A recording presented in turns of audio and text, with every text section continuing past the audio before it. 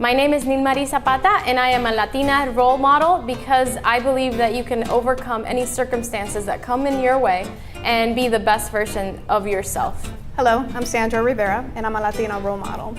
Whatever your struggles are in life, whatever you don't have or don't have access to, don't use that as an excuse for not pursuing your dreams and moving forward. Get out of your own way and get out of your comfort zone, and you will be amazed at the growth that you will experience. Are you proud to be Hispanic? Hispanics in Florida now have the first Hispanic car license plate in the United States. Be a proud Hispanic. Put the Hispanic plate on your car. I want to be a doctor. I want to be a scientist. I want to be an engineer. I want to be a police officer. I want to be a professional dancer. By getting the Hispanic plate for your car, you will support scholarships and community programs. Call now or visit HispanicAchievers.org. Welcome to Latina Role Models. My name is Lisa Pino, and today we have with us Karla Radka. How are you, Karla? I am doing well. Thank you so much for having me in your program, Ms. You're Pino. welcome. It's great having you here today. How's your day been so far? Busy, but an exciting day today. This is my second interview. Oh yeah, that's good. Yeah. That's good. Thank you. So why don't you tell me a little bit about yourself? Where do you come from, your family? So my name is Karla Radka, and I have lived in Central Florida for about 25 years. Most of my career has been in social services, either in workforce development or causes around children, serving children in medical needs, and lately serving children in the foster care system. It has been a rewarding career. I can imagine having it any other way than supporting our community and really dedicating my life to the ones in need. Okay. So you said you've lived here 25 years. Were you born in Central Florida? No, I am native from Honduras, Central America. Okay. I am a first generation immigrant, and later on my sister and my mother joined in right here in Central Florida, and I consider myself very lucky. I have my family around me, and that has been instrumental in our lives. We have created a very good support system, and it's been great to raise our children around family, around just a good support system, and that it really supports our traditions, our culture, and everything that we really want to our children to live for and be proud of. Yeah, that's when family comes in handy and everyone together. It's really good to raise kids like that. So all your family's already here, right? Most of my family is here. We still have family that lives in Honduras, and we use technology to connect. Yeah. Good thing for technology. Most definitely, yes. And around here, we do have family and very good friends that, again, we have made our community here, and between family, friends, neighbors, we have built a history here in Central Florida. And about 10 years ago, my husband and I founded a nonprofit organization. It's called Hope Now International. And the purpose of that organization here in Central Florida is to serve children and prepare them for that first day of school. So either at the Amway Center or at the Citrus Bowl, many volunteers, about 400 volunteers, serve about 10,000 kids with school supplies and backpacks and haircuts and school physicals and everything that is necessary for that first day of school. Yeah, what are some challenges that you faced starting up that organization or becoming a part of that organization? What are some things you feel like were obstacles to achieve that? I think it's very important when you are the founder of an organization to create a strong board of directors. They guide the mission of the organization, and also surround the organization with good supporters. It is definitely a collective impact. Yeah. It is an effort that involves all sectors of the community, and you want good representation of that. You want good representation of the private sector, the school system, the public sector, nonprofits, the corporate sectors, and definitely the community in general. I think it's important to have that involvement from all levels and consider all needs and all services that are necessary to to support and make a stronger community. And one that it cannot be missed is definitely the voice of youth and children. Yeah, that's great. And you said that you have about how many children a day or on average that you guys help? Well, for the back to school event, it serves about 10,000 kids in one day. And the Hope Now International is an organization that is operated by 100% volunteers. But the work is throughout the year to put together an event once a year. There are other missions for Hope Now, some international work, but most of the work is done here in Central Florida. Yeah, in this event that you're talking about, you said you give them school supplies and basic necessities that they need for school. Does that include like clothing, backpacks, shoes, anything of that sort? Includes backpacks, school supplies, haircuts, school physicals, dental care, audiology and vision screenings, nutritional information. So that's pretty much what it involves. It is a big celebration that is actually targeted to youth. So there is also a concert and performance that is geared towards youth. And in addition to that, gift and just attractions that it keeps kids involved and it make it fun and make them prepare for that first day of school. Yeah, it sounds fun, like a little mini concert, back to school, fun celebration for them. Sure, you should join us. Yeah, I'll definitely look forward to it. Great. And you said something about you guys help abandoned kids and as far as surgeries and medical needs that they have. Tell me a little bit about that. Sure. So my job at Community-Based Care of Central Florida, I am vice president at this local organization, one of the largest organizations in Central Florida. We serve any date about 3,000 children that are in the foster care system for no fault of their own. Our children and youth come to us either because of abandonment, neglect, or abuse. And any given day we serve about 3,000 children. And the comment that you referenced is that once we have a child under our care, we are responsible from tennis shoes all the way to open heart surgery. We become the pseudo parents, and it is our responsibility to care for them until they are ready and their homes are ready to be reunited with their biological families. It is our mission to put families together again. So our number one goal is to reunify families. But when that is not possible, then it is our responsibility to find the best home for our kids. And those are the children that are available for adoption through the foster care system. And right now, we have about 50 children in Central Florida that are available for adoption. Oh, wow. Okay. And you, what do you do with the children that, because you said you reunite them with their families, if they came from a very abusive family, what are some steps or procedures that you guys take in order to either get them back to that family or make sure they don't go back to that family? So we have a network of professionals and providers in Central Florida, and we all work together to ensure the safety and happiness of our kids.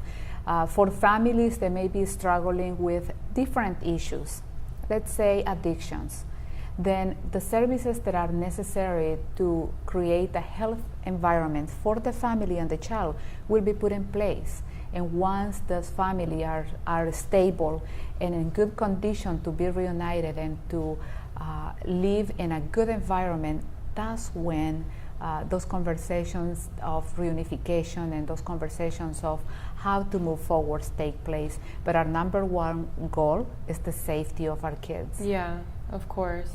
I can only imagine so many kids that come from families where it's not healthy, being there.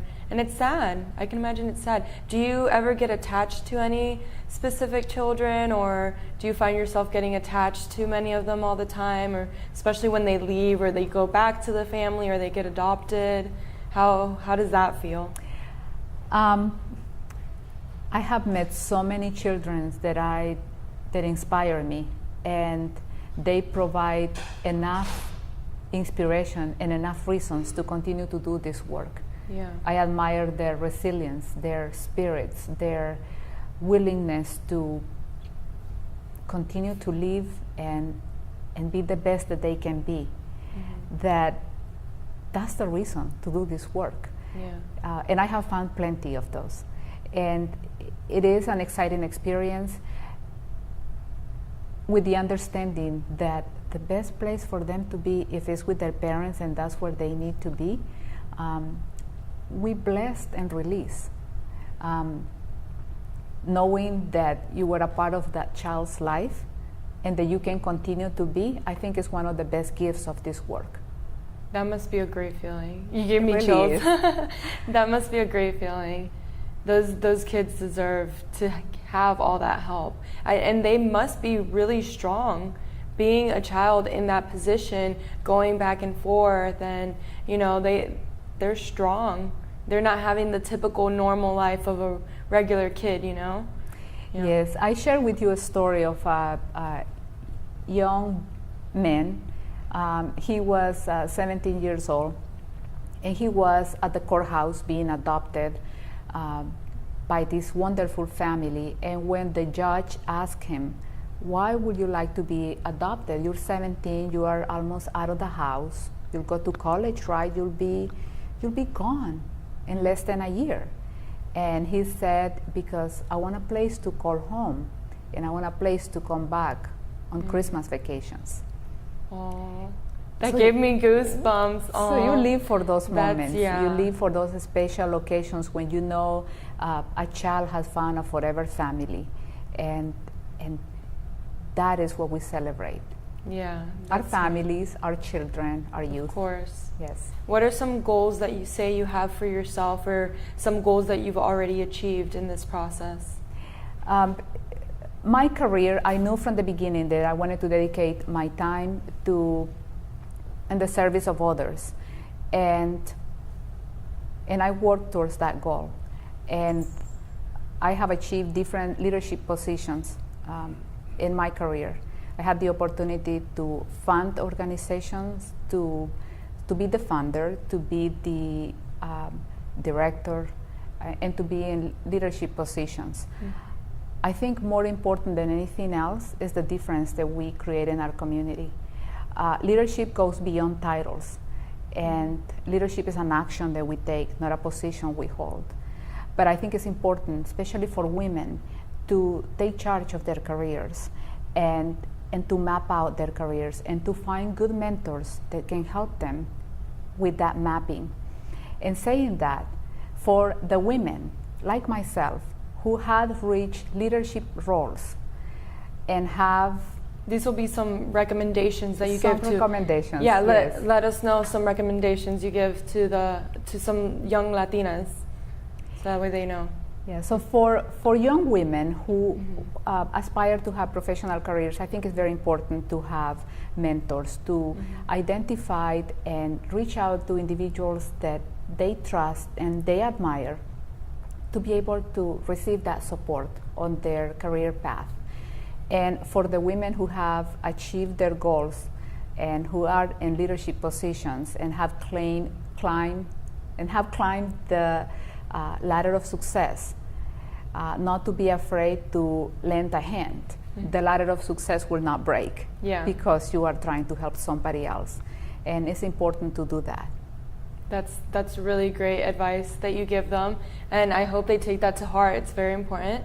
It was very great having you here, Karla. We hope to see you back again. So Thank you. Thank you for being here. Oh, thank you for having me here. Of course. I'm Lisa Pino. This is Latina Role Models, and we'll be right back. Hi, I'm Gloria Puerta from Freedom 45 Community Organization, today in Latino Role Model. And be yourself.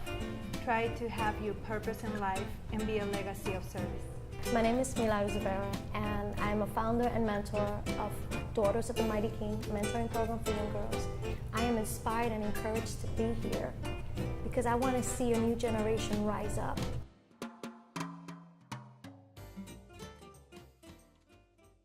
Are you proud to be Hispanic? Hispanics in Florida now have the first Hispanic car license plate in the United States. Be a proud Hispanic. Put the Hispanic plate on your car. I want to be a doctor. I want to be a scientist. I want to be an engineer. I want to be a police officer. I want to be a professional dancer. By getting the Hispanic plate for your car, You will support scholarships and community programs. Call now or visit HispanicAchievers.org. My name is Nilmarie Zapata, and I am a Latina role model because I believe that you can overcome any circumstances that come in your way and be the best version of yourself. Hello, I'm Sandra Rivera, and I'm a Latina role model. Whatever your struggles are in life, whatever you don't have or don't have access to, don't use that as an excuse for not pursuing your dreams and moving forward. Get out of your own way and get out of your comfort zone, and you will be amazed at the growth that you will experience. Hello, and welcome back to Latina Role Models. My name is Sandra Rivera. I'm your host for today. Today I am speaking with Johanna Lopez. She is an educator with Orange County Public Schools. Welcome. Thank you. Ms. Lopez, could you tell me a little bit about your background, how you got into teaching? Well, since I was a little girl, I always loved to play as a teacher. Mean teacher, not a good teacher, because I love to do the test and play with maps and, you know, have my friends doing tests and everything. But after that, I just want to teach because I think that we have to improve so many things that teachers sometimes do in the classroom. Okay, and where did you have the opportunity to get your education and your teaching certificate? Where are you from? Well, I was born in Puerto Rico and raised also. My bachelor's degree is from El Colegio de Mayagüez in Hispanic Studies. I also have a minor in history and education, and after that I do my master's degree in higher education. Okay, and where are you currently teaching now? I'm teaching at Colonial High School. I'm teaching AP Spanish Literature, AP Spanish Language, and Spanish speakers too. Okay, and I understand that you've been an educator for about 17 years, is that right? Yeah. And have you been at Colonial High School that entire time? Yes. Okay, so I imagine that from when you first started to today, you've seen significant changes in that school. Yes. Would that be fair to say? Yes. Okay. Yes, I see the increasing of the AP classes, for example, because at the beginning I just teach Spanish Speaker 1 and Spanish Speaker 2, and then after that I have one class of AP Spanish Literature. I need to do a meeting with parents because the students don't know what was AP Spanish Literature, and I just meet with the parents, and like 20 parents agree to enroll the students in that class. Okay. The first class I did it as a voluntary class. I didn't want any payment for that. I just want to prove that my students are gonna be able, are able to read and do the work required for the AP Spanish Literature. After that, most of them pass the test. I have AP Spanish Literature and then AP Spanish Language. I start with one group, then two groups, and now I have 6 groups of AP. And I had this idea to get more students involved in AP classes, and I talked to my supervisor and make few arrangements on the requirements. And for the 2015, we're going to have 317 students registered for AP Spanish Language. That's amazing. Why do you think it's so important for your students to have those opportunities to take these AP classes? Because the AP classes are the classes that prepare the student for the university. They can get credits for the university if they pass that test of AP class. Okay. Even the goals of the AP classes are more challenging than the regular classes or honor classes. And most of the time, our ESOL students don't have the opportunity to be part of AP classes because they have to get the English classes, the reading classes, and it's more focused on passing the FCAT or other tests, and they don't have that opportunity to have the taste of the college or the university level. And for those people who maybe don't have kids in the system or aren't familiar with these type of programs, what is ESOL? ESOL is English as a second language. Is the English class that the students take when they came from a foreign country. Okay. And most of those kids in your class, I understand that about 80% of your student body are Hispanic. Yes. And are a good portion of those kids in the ESOL program, or do they come from backgrounds or countries where maybe English isn't their strongest language? Both. Both. Yes. Okay. All right. Now, as a school that has such a high percentage of Hispanic students, more so than many other schools in Orange County and even in the surrounding counties, what unique challenges do your students face with that kind of demographic that maybe students in other schools don't face? You know, is the reputation, first of all. Second of all, stereotypes.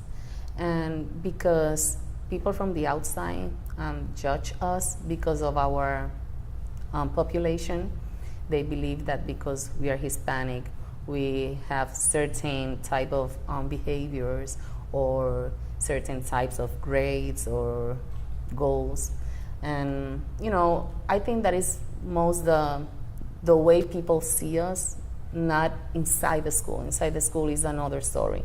That's why I think that if somebody thinks something bad about Colonial, they need to visit Colonial. Okay. They cannot judge because of the cover or because people is saying certain comments that I know for sure is not true.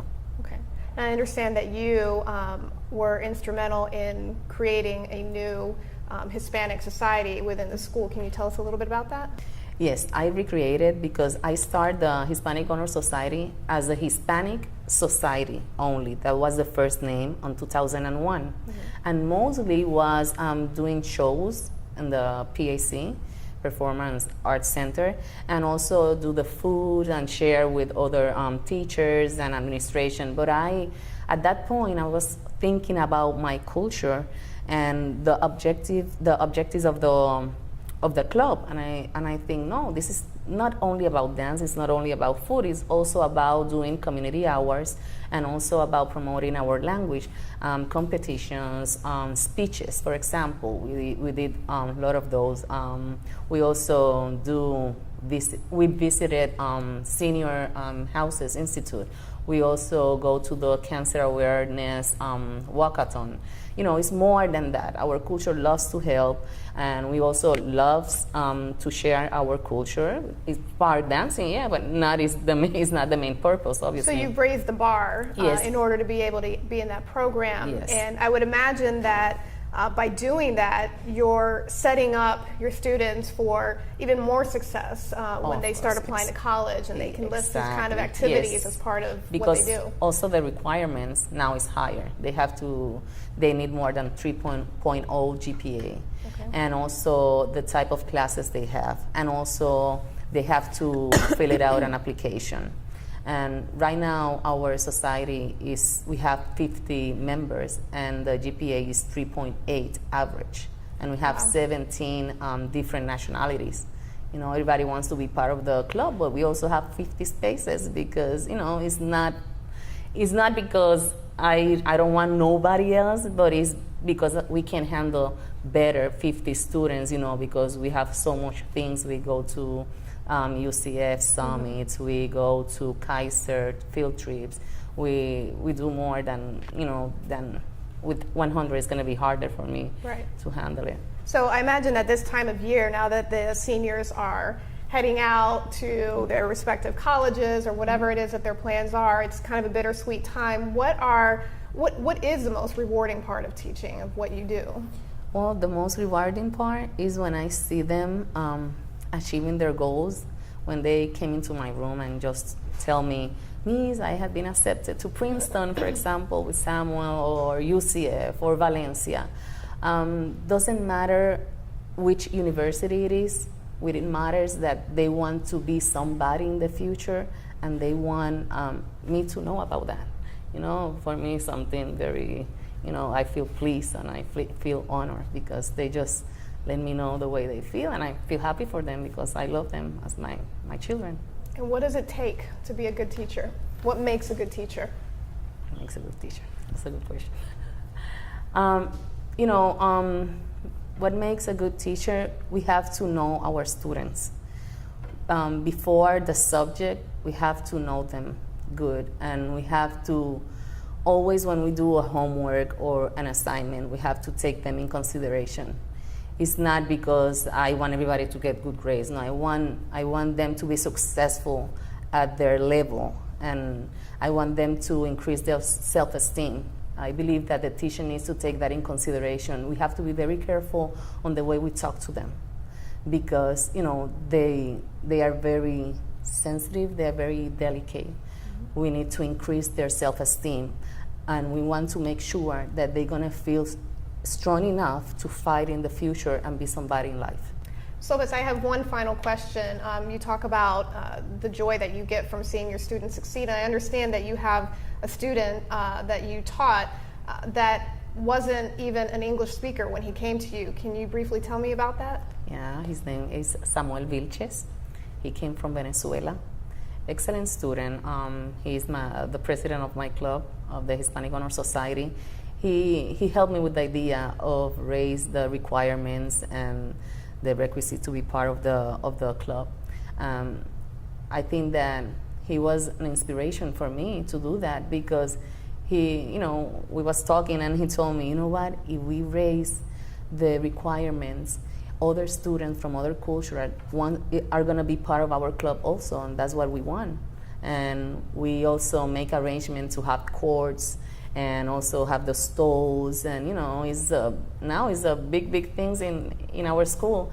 And I appreciate Samuel, because not only because of those type of advices, but also because he set an example to others that came from another country, from another country that English is not the first language, and make the difference. He was a valedictorian. He also got into Princeton, and he said, you know what, if I did it, you could do it. And for me, that's amazing. Impressive. Okay. Impressive. He's off to Princeton this year. Yes. Outstanding. Yes. Ms. Lopez, thank you so much for what you do. Thank you. I appreciate having you. Stay tuned for more Latino role models.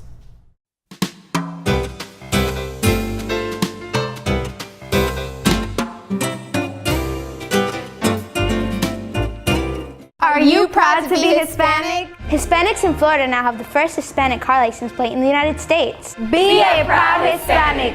Put the Hispanic plate on your car. I want to be a doctor. I want to be a scientist. I want to be an engineer. I want to be a police officer. I want to be a professional dancer. By getting the Hispanic plate for your car, you will support scholarships and community programs. Call now or visit HispanicAchievers.org.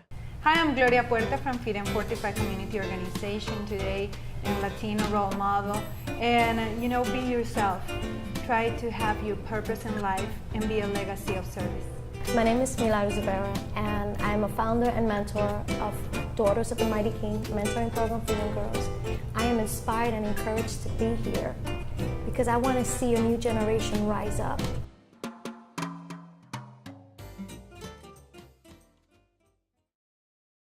Are you proud to be Hispanic? Hispanics in Florida now have the first Hispanic car license plate in the United States. Be a proud Hispanic. Put the Hispanic plate on your car. I want to be a doctor. I want to be a scientist. I want to be an engineer. I want to be a police officer. I want to be a professional dancer. By getting the Hispanic plate for your car, you will support scholarships and community programs. Call now or visit HispanicAchievers.org. My name is Nilmarie Zapata, and I am a Latina role model because I believe that you can overcome any circumstances that come in your way and be the best version of yourself. Hello, I'm Sandra Rivera, and I'm a Latino role model. Whatever your struggles are in life, whatever you don't have or don't have access to, don't use that as an excuse for not pursuing your dreams and moving forward. Get out of your own way and get out of your comfort zone, and you will be amazed at the growth that you will experience.